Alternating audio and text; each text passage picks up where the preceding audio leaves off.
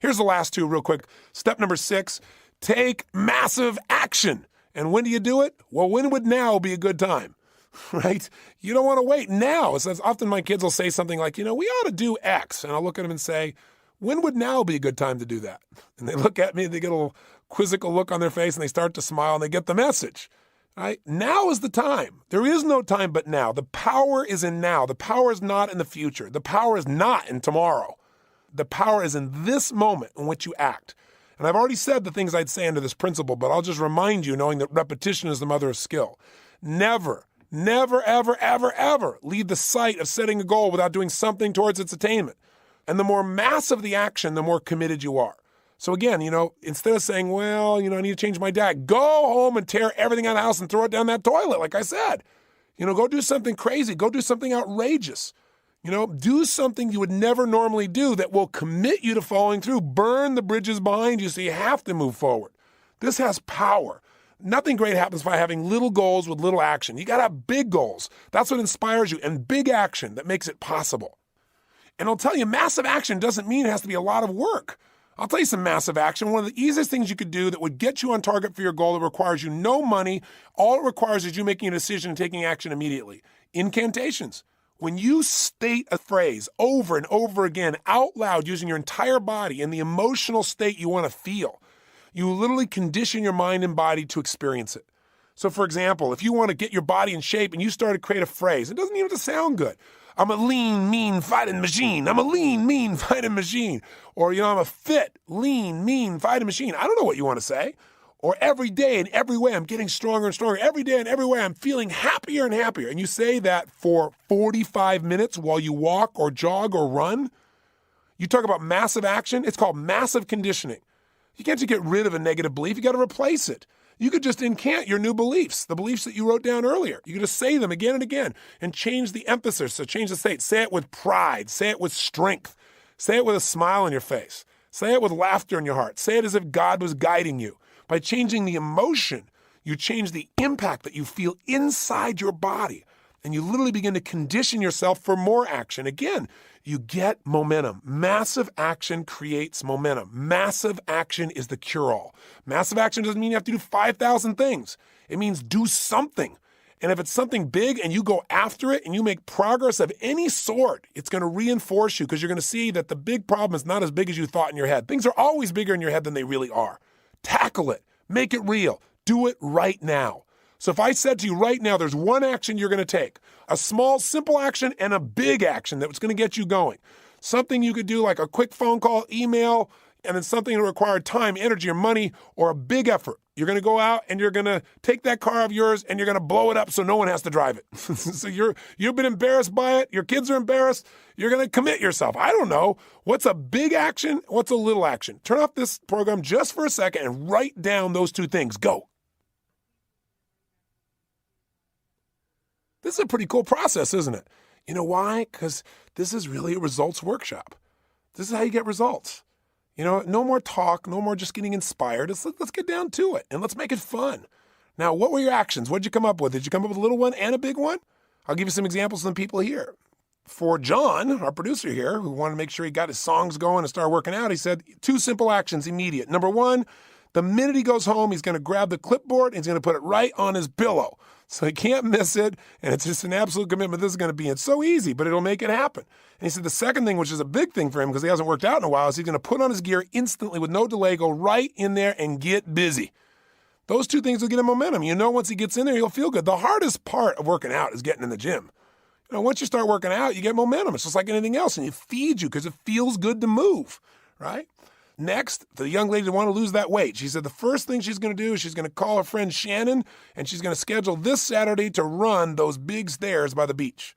Second, she's going to get rid of what she calls her big girl clothes, which is the stuff she hangs on to because she's overweight during the summer. And she says, I'm going to give it away now so that by summer, when summer comes, I have nothing else to be wearing, so I have to be thin. Great massive action. Fabulous. And for my friend here who's the engineer, He's going to immediately schedule his weekly meetings with his design team down in the gas lamp district because he said it's so motivating for an artist to be there. And he said, that'll be so cool. It'll stimulate us. We'll be going. And then the big one is, he said, as soon as the first product's done, I'm going to take my team to the Somo district in San Francisco. That's south of Market for those not from the Frisco area, or as they call it, the city. If you call it Frisco, they know you're not from the area. But the point is, he's going to take his whole team up there so they'll be inspired and they'll be rewarded and everybody's got something to look forward to. So this is the kind of thing that gets momentum going. So here's the final step. Step number 7, use the 7th power. You go, step 7, 7th power? Is this designed to confuse me? Yes, it's designed to sound mysterious because we're coming to the end of the workshop and you have to add a little zest in here because, while we've got an action plan here, it's pretty basic. So you have to make it sound really special, the 7th power. But my 7th power is this. Everybody in life has standards for themselves, but we all have certain needs. And one of those needs we talked about earlier is the need for love and connection. One of those needs is the need to feel like we're significant or important to the people around us. And the people that have the power to make us feel loved or unloved, the people we give that power to are the people we call our peers. Now, for some people, the peers are their family. For some people, the peers are their friends at home. For some people, they have their peers at work. But anybody who you care how they feel about you has the power to influence the way you think to some extent. Now, some people are completely influenced by their peers, and some people tend to lead their peers. But everyone is influenced to some extent. And the reason is because we all want this love and connection. So when I say that most people's lives are a direct reflection of the expectations of their peer group, here's what that means. If you have a peer group of people who you care how they feel about you, and they have a lower expectation for what they want for their body, for example. Let's say they're comfortable with being overweight. Then if you have a higher standard, it's going to bother you to see that they're overweight. But because they're your friends, you don't want to make them wrong all the time, and that would feel terrible. You love them. Plus, they don't want to feel like they're not significant either. So they're not going to try and pull you down because they don't love you. They're going to go, hey, it's just one piece of chocolate. Come on, it's just one more bite. Come on. Oh, stop being so rigid. And all they're doing is trying to make sure they don't lose you. Because everybody senses that if you have a higher standard, that they're not as important. If you have a higher standard, they feel less significant. If you have a higher standard, you might not feel as connected. So people become vested very often in bringing you to a lower standard of where they are. Now, the opposite happens. If you join a group of people that have a higher standard than you have for your life, just to stay in that peer group, you have to raise your standards, don't you? To be a Marine, you got to raise your standards. To be in the airborne, you got to raise your standards. Right? If you're going to play tennis and you're playing against people much better than you are, you're going to get better because you have to, just to stay in rapport, just to stay in the game, just for them to want to visit with you. Because otherwise they're going to get bored. And that's true of emotions. That's true of spirit. That's true of economic success. That's true of how much negativity you're willing to put out or not. Whoever you're around, here's the simple thought. Whoever you spend time with is who you become. If you lie down with dogs, you come up with fleas. It's an old phrase. It's another one of those cliches, but it is so true. Because who you spend time with is who you become. Because eventually, if you got higher standards, one of two things are going to happen. Either you're going to get them to raise their standards and you're going to lead them to a new level, or you're going to get frustrated, burnout, tired, or going to comply with their standards sooner or later out of your need for love. So in life, here's what you got to do. A lot of people say, yeah, but my peer group's my family. Oh, no. Here's what you got to do. Love your family, pick your peer group, right? Because a lot of family members are not the right people to be influencing how you feel because a lot of them have their own stuff. So you got to pick your peer group and love your family because you got to love your family whether they're nice or not. That's just about being a human being, right? So when I say to tap into the 7th power, it's the power of environment. It's the power of picking a peer group that has a higher standard. So if you want to make sure this plan you follow through on really occurs, you got to get somebody else who's already living that way. If you pick a buddy who's also struggling to work out, the two of you will find yourself at Starbucks instead of at the stairs. You can't let that happen. Find somebody who's already succeeding. That's why hiring a coach is so valuable, because you know they can't cop out. That's their job, and you know they live it every day. You got to get around people with a higher standard. Now, if you get that person and you take your friend with you, and the two of you have someone who's a higher standard, and you both care how they feel, or you've hired them so you have to follow through, then you got a different game, don't you? Then things are going to actually occur. That's why I so believe in coaching. I mean, my favorite thing is to make sure that when somebody has an immersion program like this, there's someone to walk you through making sure you take action. So I really encourage you to call our company and get yourself a coach. Start out for 90 days. At the end of 90 days, if you're not thrilled, you can end it. But you won't. You'll find these coaches will make a difference in your life long term. Because what coaches are people that have a higher standard and they have an entire focus to make sure you follow through, and you can't manipulate them. Because while they care about you, they care enough to not let you lie to yourself, not distort things. And they'll help you get disturbed if you're not. And they'll do it in a way that's elegant and respectful. They'll help you make these decisions. They basically get you to do these 7 steps on a regular basis instead of you hoping that it works out. So that's why coaching's so valuable. But you got to create an environment where you are reinforced for doing what it is you're really committed to. You've got to make that happen if you're going to succeed. And by the way, pick an environment that also reinforces you, like we talked about earlier, for the small wins. You got to have somebody that not only will challenge you, but you got to make sure you get rewarded. So if they don't do it for yourself. Like if you're going to learn to play the game of golf, for example, it can be a bit overwhelming unless you focus when you go out and play, not on all the shots you missed, but on the ones you made. If you go out and say, okay, I scored 138 today, and these guys, they hit a 62. This is a bit depressing. It seems overwhelming. So what you got to do is instead, you got to keep track on every hole. You did 2 great putts. You had a great drive. You write down those and you forget the stuff that doesn't matter, because if you keep focusing on the failure, you never get the success. Remember, you can only build on success. And if you got a great peer group, they're going to challenge you, but they also should be able to reinforce you for your progress, not somebody who is so in need of significance themselves that they can't acknowledge you as well. It's an important point to remember. And also remember this, you're going to get off track. You're going to screw up.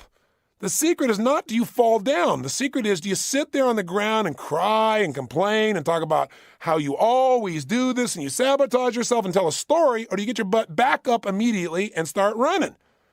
And the other thing is, don't make this more complex than it needs to be. I was talking to this woman the other day, and she was majorly overweight, and she was saying, yes, well, I'm going to put my plan together. When I get back home, I'm going to go do research on the very best trainer possible and, make sure that they have all the best distinctions and tools. And, within 2 weeks, I'll get started. I said, ma'am, with all due respect, you're so overweight. You don't need a sculpting genius. You need a big guy behind you to yell, run!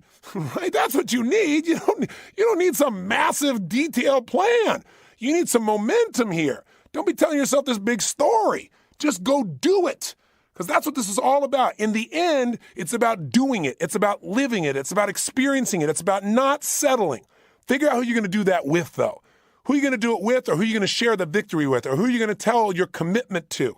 Make sure you decide that right now. Who will you share this experience with? Who will you commit to? Who will hold you to that standard for real and not let you off the hook? Who will be leading you by example and you will not want to lose face with, so you will follow through even when it's uncomfortable and it's uneasy, and therefore you'll achieve the experience called the real you, where your life reflects a person who lives at the edge. And I don't mean the edge of challenge. I mean the edge that reflects someone who is sharp, someone who can make anything they think about happen in their life, someone who knows that it's all about enjoying your life and producing the results. It's not about talking about the story about why it didn't happen, it can't happen now, and all the reasons.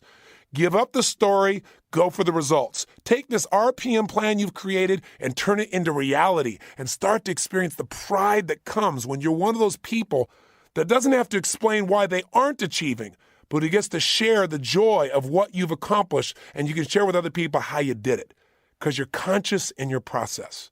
See, that's a life that's fun. That's a life at the edge. That's a life that's extraordinary. So I hope this results workshop has moved you forward.